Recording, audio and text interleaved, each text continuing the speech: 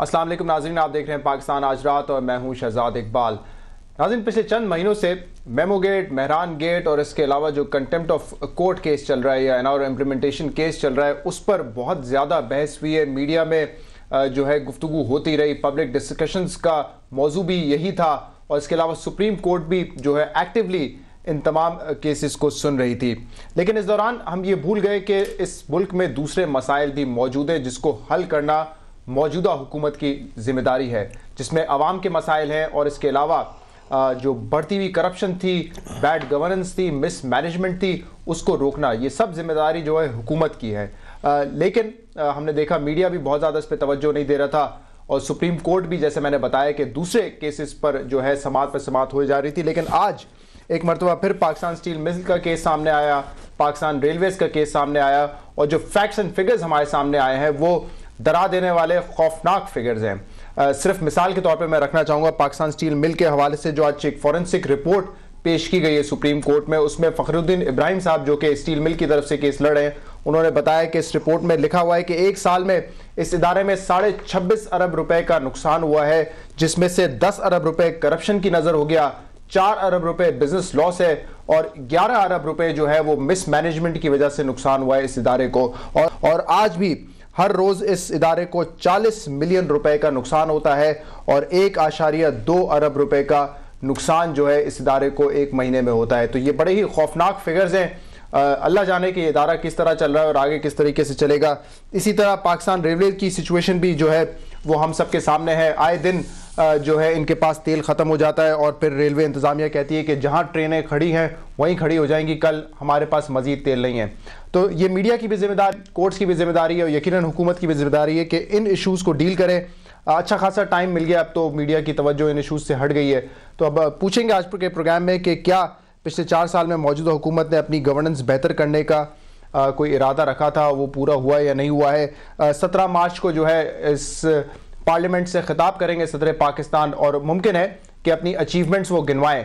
लेकिन सच बात यह है कि अवाम की नज़र में इस वक्त हुकूमत, चाहे वो सूबाई हुकूमत हो या वफाकी हुकूमत हो, कोई ख़ास अचीवमेंट नहीं है, क्योंकि ना तो इदारों की सूरत हाल बेहतर हुई है, ना उनकी अपनी ज़िंदगी जो है वो बेहतर हुई है।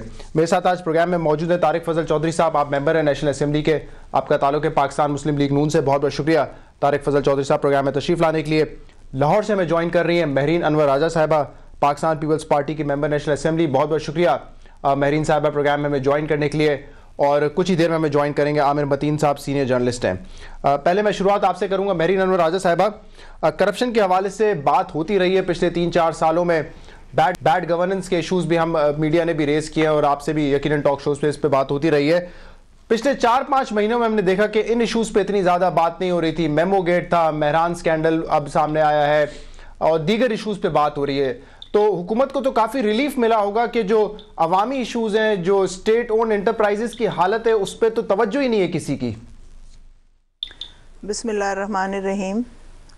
जिस तरह आपने अपने इंट्रो में एक लंबी बात की और कहा कि गवर्नमेंट करप्ट है और करप्शन से पता नहीं क्या कुछ हो रहा है, मैं समझती बात आज गवर्नमेंट की पॉलिसीज़ हम बता रहे हैं, फेडरेशन में बैठे हुए हैं, तो हम सिमत को ठीक करने की कोशिश कर रहे हैं।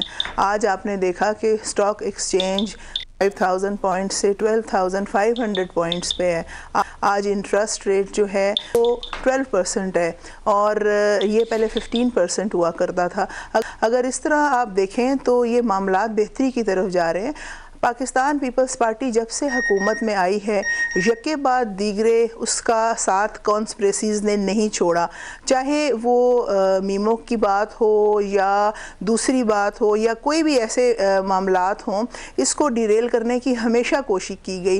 करप्शन के हवाले से इल्ज़ामात पे इल्ज़ामात लगाए गए और मैं ये समझती हूँ कि आज जब अदलिया आज़ाद है और एक सफ़र तय कर रही है आज़ादी का, और मैं समझती हूँ कि ऐसी कोई चीज़, ऐसा कोई वर्डिक्ट जो करप्शन की बात की जा रही है, वो केसेस ज़रूर हैं मगर वो सामने ऐसे नहीं आ रहे। हम कोशिश कर रहे हैं कि मामलात को हम बेहतर करें। अगर स्टील मिल की आप बात करते हैं, ठीक है, स्टील मिल का केस सुप्रीम कोर्ट में है, जो भी इसमें मामलात होंगे। रेलवे का बात यह है कि हमारे पास वसाइल कितने हैं। वसाइल कम होने की वजह से चीज़ों में एक मिसमैनेजमेंट वाकई आई है, मगर चीज़ें फेलियर नहीं हुई। फेलियर में और मिसमैनेजमेंट में एक बहुत बड़ा फ़र्क होता है। तो ये कह देना कि एक करप्शन की वजह से ये मामलात बिल्कुल ख़राब हो गए हैं, करप्ट हो गई है, हुकूमत करप्ट हो गई है। देखिए, एक यहाँ पे बहुत बेदार मीडिया भी बैठा हुआ है और अदलिया भी बैठी हुई है, और मैं समझती हूँ कोई भी हुकूमत हो वो इन मामलात से मेरे ख्याल में गुरेज करेगी। और जो जहाँ तक अच्छा मेरीन साहिबा, मैंने आपको वक्त दिया कि आप अपनी बात मुकम्मल कर लें। प्रोपोगंडा करते हैं करप्शन का, तो ये एक नाजायज़ प्रोपोगंडा है। और मैं समझती हूँ कि सेनेट के इलेक्शन के लिए जो प्रोपोगंडा मीमो के हिसाब से, स्टील की मिल के हिसाब से, रेलवे के हिसाब से जो भी ये मामलात किए गए, आइन और कानून के मुताबिक हम अपना जो आइनी दौर है वो इंशाल्लाह ज़रूर पूरा करेंगे। अगर आपको मेरी आवाज़ आ रही हो, कितने भी मामला, मैंने आपकी बात, मेरीन साहिबा, मैंने आपकी बात तसल्ली से सुनी है। दो बात आपने जो कही, मैं चाहूंगा कि उस पर थोड़ा और रोशनी आप डालें। आपने कहा हम सिमत दुरुस्त कर रहे हैं और उसमें वक्त लग सकता है। फिर आपने ये भी मिसाल दी कि स्टॉक एक्सचेंज आज वापस 13,000 पे पहुंच गई है। पॉलिसीज बना रहे हैं अगर आप लोग, तो मैं आपकी नॉलेज में थोड़ा सा इजाफा कर दूं। ये जो स्टॉक एक्सचेंज बढ़ी है, ये क्या पॉलिसी है पीपल्स पार्टी की, आप भी समझा दें। मैं तारिक फजल चौधरी साहब से भी पूछ लूंगा। उन्होंने कहा है कि जितनी सरमायाकारी होती है स्टॉक एक्सचेंज में, 2014 तक ये नहीं पूछा जाएगा कि पैसा कहां से लाया। तो अगर आपने पॉलिसी बनानी और मुल्क का मुस्तकबिल बेहतर करना है, तो आप तो कहते हैं कि टैक्स का निज़ाम हम बेहतर करेंगे, टैक्स में इजाफा करेंगे। अब आप ये रियायत दे रहे हैं किन सरमायादारों को खुदा जानता है कि आप इन्वेस्टमेंट करें, लेकिन ये नहीं पूछा जाएगा पैसा कहां से आया। ये पॉलिसी किस मुल्क में बनती है और ऐसी पॉलिसी से मुल्क का मुस्तकबिल क्या होगा? देखिए, जहाँ तक आपने टैक्स नेट की बात की, हम ये बड़ा क्लियरली बता देना चाहते हैं कि हम टैक्स नेट को ब्रॉड कर रहे हैं। आने वाला बजट आपको बहुत सी मामलात पे और क्लैरिफाई कर देगा। हमने 7.5 लाख अफराद टैक्स नेट में शामिल किए हैं, और मैं समझती हूँ हर रोज़ एक पॉलिसी है, एक मैटर है, जिससे हर रोज़ कई लोग टैक्स नेट में शामिल हो रहे हैं। आप हमारी खामियाँ ज़रूर गिनवाएं, उनको पिन पॉइंट करें, मगर मैं ये जो बात मेरी बार बार कहने का मतलब ये है कि जो आप कह देते हैं करप्शन है, प्रोपोगंडा करते हैं और फेलियर है, ऐसी कोई बात नहीं है। अगर आज स्टॉक एक्सचेंज इंप्रूव कर रहा है, आज आपके फॉरेन रिजर्व्स बढ़ गए हैं, आज आपका एग्रीकल्चरल इनकम पिछले जो अदवार हैं उनसे बहुत ज़्यादा है, आज आपका जो गरीब है वो जो है वो आज बेहतर फील कर रहा है। ठीक है, हमारे पास इस वक्त एनर्जी क्राइसिस है, वो एनर्जी क्राइसिस क्यों हुआ उसके पीछे एक बैकग्राउंड है। आज हमारे पास बिजली की कमी है, आज हमारे पास गैस की कमी है, आज हमें सबको मिल के इसको मैनेज करने की ज़रूरत है। इसीलिए तो जनाब आसिफ अली जरदारी साहब कई दौरे चाइना के करते हैं और डैम्स की बात करते हैं, करेंसी स्वैप की बात करते हैं। आज आपकी करेंसी चाइना में चल रही है, क्योंकि आप वजीर खजाना नहीं है, पाकिस्तानी, मैं उस डिटेल में नहीं जाना चाहूंगा। पाकिस्तानी करेंसी, आज पाकिस्तानी करेंसी चाइना में, तुर्की में, श्रीलंका में और भी बहुत से ममालिक में जिस करेंसी को कोई पूछता नहीं था। देखिए, आज आप इंडिया से ट्रेड की बात कर रहे हैं, आज आप अपनी ट्रेड को वास्ट कर रहे हैं, आज आप बात करते हैं कि ट्रेड नॉट एड। मैं सिर्फ ये कहना चाहती हूँ, मैं चाहूंगा कि तारिक फजल चौधरी साहब को थोड़ा मौका दें। काफी सारी बातें आपने कर ली हैं तारिक फजल चौधरी साहब। जो मोटी मोटी बात है वो ये है, मेरीन अनवर राज्यसभा कह रही है ये सब प्रोपेगेंडा है हुकूमत के खिलाफ, आप पूरी हुकूमत को करप्ट कह देते हैं, ऐसी कोई बात नहीं है, और चीज़ें जो हैं वो सिमत बेहतर करने की कोशिश इस वक्त हुकूमत कर रही है। शहजाद साहब, सबसे पहली बात तो ये है कि मैंने कुछ बातें जो उन्होंने की, मैंने कुछ लिखी भी हैं, मैं उस पर ज़रा बात करूँगा, लेकिन मुझे सबसे ज़्यादा अफसोस इस वक्त होता है कि हुकूमती जो अकाबरीन हैं, काबिल एहतराम, इनसे अगर आप बात करें तो आपको ये महसूस होगा कि एक तो नुकसान हो रहा है, ज़िया हो रहा है। जैसे आप ये कह सकते हैं कि काफ़िला जो है वो लुट रहा है, हमारे मुल्क का काफ़िला लुट रहा है, लेकिन उससे बड़ी बायस तशवीश बात यह है, काफ़िला लुटने की तशवीश अपनी जगह पे है, उससे बड़ी बायस तशवीश बात यह है कि हुक्मरान जितने भी अकाबरीन जिनका मैंने नाम लिया, इनमें एहसास ज़िया ख़त्म हो रहा है। ये उससे भी बड़ी तशवीश की बात है कि इस बात की संगीनी का एहसास नहीं। आप ज़रा अल्फाज पर गौर करें कि आज गरीब बेहतर फील कर रहा है, आप मुझे ये बताएं कि गरीब की ज़िंदगी में वो कौन सी बेहतरी है जो आज की हुकूमत लेके आई है। साथ साथ बिजली के बहरान का भी जिक्र कर रहे हैं, साथ साथ गैस के बहरान का भी जिक्र कर रहे हैं। अच्छा, उसके बाद जनाब बेरोजगारी भी है, अकरबा परवरी भी है, करप्शन भी है। जी, मैंने आपकी बात सुनी है, मेरी भी जरा सुन लें। बेनजीर का आप नाम ले लें इनकम सपोर्ट प्रोग्राम का, मुझे कोई एतराज नहीं है। आपने तो आपने पूछा नहीं है, मैं अपनी बात कर रहा हूँ। मैं आपसे नहीं पूछ रहा, मैंने आपसे नहीं पूछा, मैं एंकर से मुखातिब हूँ। वो जिसके फॉर्म्स तो गुजारिश ये है जी कि जरदारी साहब के जो दौरे हैं, वो चीन के दौरे हैं, वो दुबई के दौरे हैं, वो बाज़ ऐसे दौरे भी हैं। मैं इस्लामाबाद में हूँ, आई नो वेरी वेल।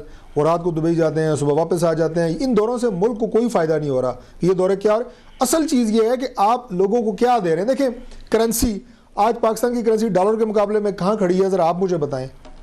यानी हमने उसको बैसाखियों के सहारे खड़ा किया हुआ है, वरना असल रेट इस वक्त जो डॉलर के मुकाबले में देखें तो अब आपका जो है वो 100 रुपये का भी नहीं मिल रहा आपको एक डॉलर।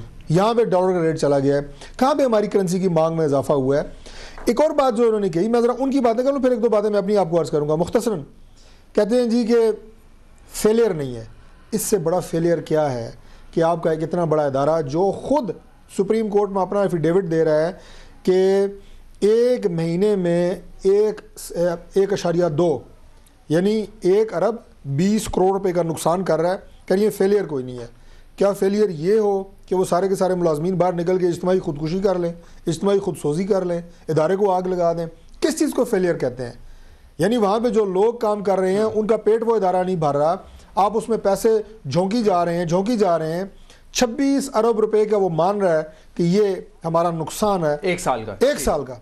Just imagine. और इससे बड़ा क्या फिर। अच्छा, आपने रेलवे का नाम लिया, मोर देन 50% रेलवे के जो इंजन हैं बेकार हो गए, रेलवे आज खड़ी हो गई है। आप PIA को भूल गए। वज़ीर दिफा साहब टीवी पे आके कहते हैं कि हमारा एक महीने का जो नुकसान है वो भी अरबों में है, वो भी करोड़ों में नहीं है। लेकिन उसके बावजूद किसी के कानों पे जूं नहीं रेंग रही। और जो पैरामीटर्स हैं जरा, अच्छा जो करप्शन की बात करूं, करप्शन कोई नहीं है। 10 अरब रुपया नहीं, आपने बड़ी लंबी बात की है, मैं जरा ये आप ही की बात कर रहा हूँ। कहते हैं जी करप्शन कोई नहीं है। 10 अरब रुपए की करप्शन खुद मान रहे हैं कि सिर्फ स्टील मिल में है।